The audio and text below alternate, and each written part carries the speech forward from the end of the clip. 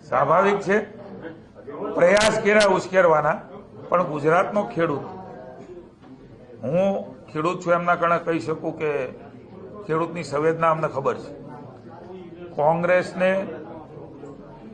અને અન્ય વિપક્ષી પક્ષને ખેડૂતો સારી રીતે સમજે છે, જાણે છે.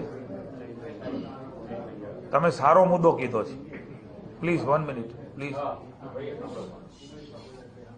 જ્યારે કમોસમી વરસાદ આવ્યો ત્યારે વિરોધીઓ એવું કહેતા હતા કે જાહેરાત કરી, પૈસા આપશે ક્યારે, આપશે નહીં, એ આપવા નથી માંગતા. જ્યારે શરૂ કર્યું ત્યારે ક્યાંક હજી બધાને નહીં મળે. અમને કેવા શરૂ થઈ ગયા કે અમારા તાલુકામાં હવે ક્યારે આવશે વિપક્ષના લોકોએ, મારે નામ નથી આપવું. એટલે આ પ્રકારની બે મોઢાની વાતો એ કોંગ્રેસની છે. બીજું, ક્યાંય પણ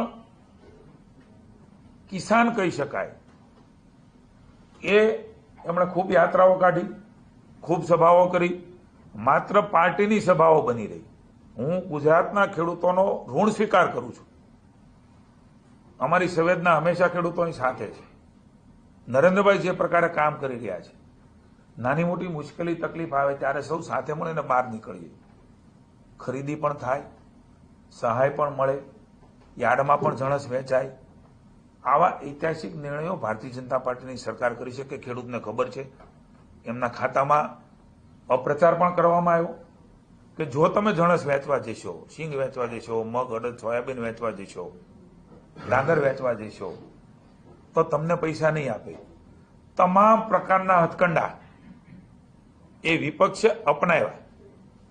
હું એમને પૂછું છું કે તમારી ત્યાં જ્યાં સરકારો છે ત્યાં ભૂતકાળની અંદર ગુજરાત કોંગ્રેસે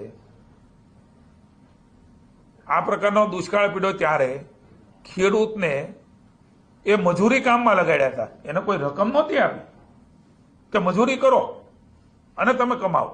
આ કોંગ્રેસ આ પ્રકારની વાત કરવા નીકળી છે. આ ગુજરાતનો ઇતિહાસ છે. લગભગ 82 ની સાલમાં દુકાળ પડ્યો હતો.